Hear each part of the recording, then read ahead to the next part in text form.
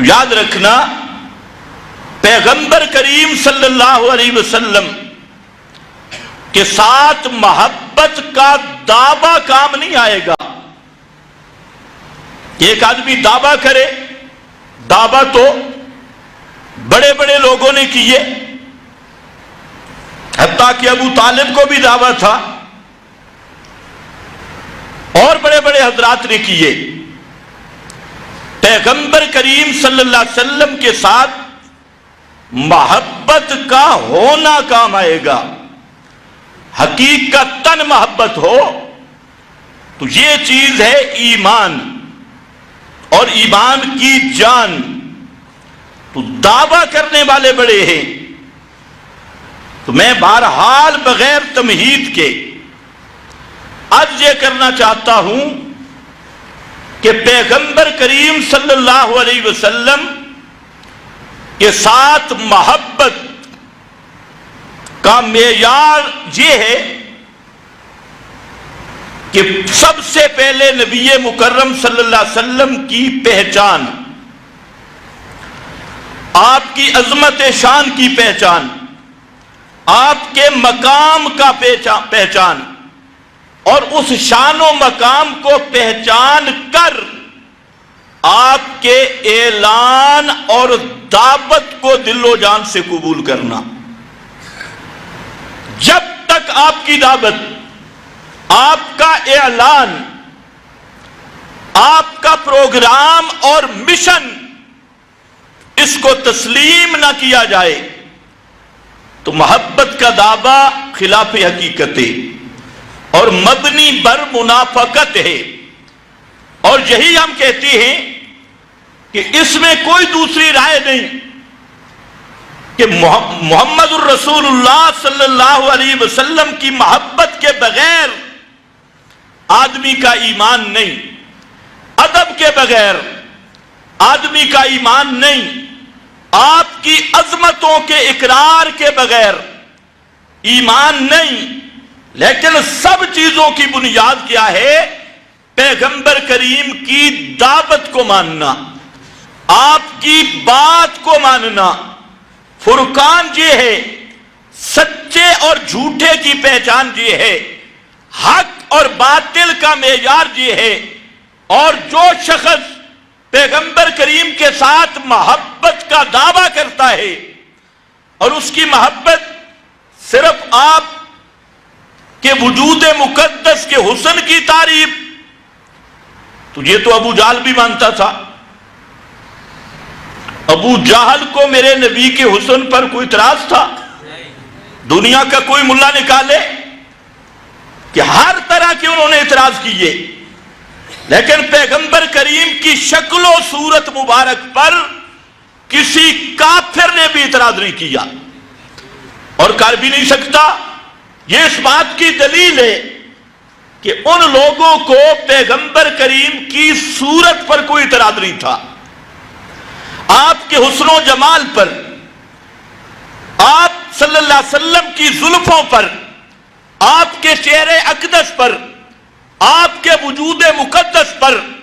حالانکہ دنیا کی تاریخ اٹھا کے دیکھ لیں، آج تک کسی بڑے سے بڑے ضدی کافر کو بھی پیغمبر کریم کے وجود اقدس پر عیب والا اعتراض کرنے کی جرات ہی نہیں ہوئی۔ تو یہ میرے اس دعویٰ کی دلیل ہے کہ ابو جہل بھی میرے نبی کے حسن کو مانتا تھا، آپ کی صورت کو مانتا تھا، آپ کے کردار، آپ کے اخلاق۔ پہلی ابتدائی صورتیں جو نازل ہوئی، قرآن نے کہہ دیا اِنَّكَ لَعَلَىٰ خُلُقٍ عَظِيمٍ، میرے پیغمبر آپ خلق عظیم پر ہیں۔ علا کا ذکر کیا، یعنی آپ کے خلق عظیم آپ کی جبلت میں داخل ہے، آپ کی فطرت میں داخل ہے۔ یہ ابتدائی صورتیں ہیں، اور دنیا کا کوئی مولوی آپ کو نہیں بتا سکتا کہ مشرکین عرب یا یہود و نصارہ نے آپ کے کردار پر کوئی انگلی اٹھائی ہو۔ 40 سال نبوت سے پہلے کسی کو کوئی اعتراض ہوا ہو آپ کی گفتار پر، آپ کی زبان پر، آپ کے معاملات پر، آپ کے برتاؤ پر، اور یہ فقط حضرت محمد مصطفیٰ صلی اللہ علیہ وسلم کی عظمت اور شان ہے کہ ہر پیغمبر نے اپنے معجزات پیش کیے اپنی نبوت کی دلیل کے طور پہ، اور حضرت محمد مصطفیٰ صلی اللہ علیہ وسلم نے اپنی 40 سال کی زندگی کو بطور دلیل کے پیش کیا اپنی نبوت پر۔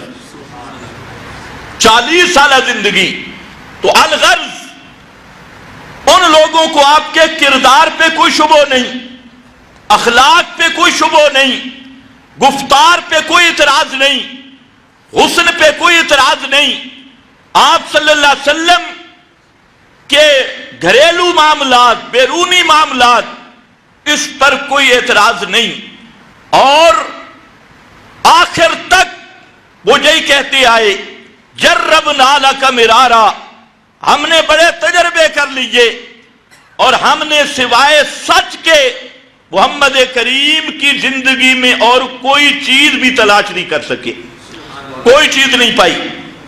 اس کے باوجود وہ جہنم میں گئے۔ ابو طالب کو محبت بھی تھی، چوکیدار بھی بنا، شیاب ابی طالب میں جیل میں بھی گیا، ساتھ نظر بند بھی ہوا اور پیغمبر کریم کا دفاع بھی کیا، لیکن اس کے باوجود جہنم میں گیا تو معیار کیا ہوگا محبت کا؟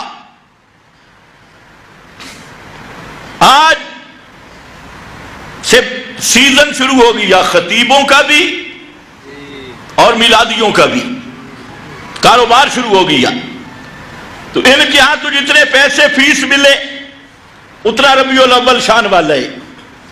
ایک ایک نعت خان ایک ایک گھنٹے کا ₹1,00,000، 1.5 لاکھ، اور اسی کے ساتھ ملتے جلتے خطیب، تو ان کا سیزن ہے۔ لیکن سوال یہ ہے کہ محبت محمد مصطفیٰ صلی اللہ علیہ وسلم جس پر نجات ہوگی، اور جو محبت ایمان کی بنیاد ہے، وہ کیا ہے؟ تو یاد رکھ لینا، وہ محبت ہے، سب سے پہلے نقطہ اس محبت کا ہے دعوت رسول کو قبول کرنا، پیغمبر کے پیغام کو ماننا۔ اگر پیغمبر کی دعوت قبول نہیں کی تو پھر محبت کے دعوے کاروبار ہے، محبت کے دعوے نفاق پر مبنی ہیں، جو مرضی کر لے۔ اور اگر پیغمبر کریم کی دعوت کو قبول کر لیا تو پھر سمجھ لے کہ اللہ نے اس کو حضرت محمد مصطفیٰ صلی اللہ علیہ وسلم کی حقیقتاً محبت عطا کر دی ہے۔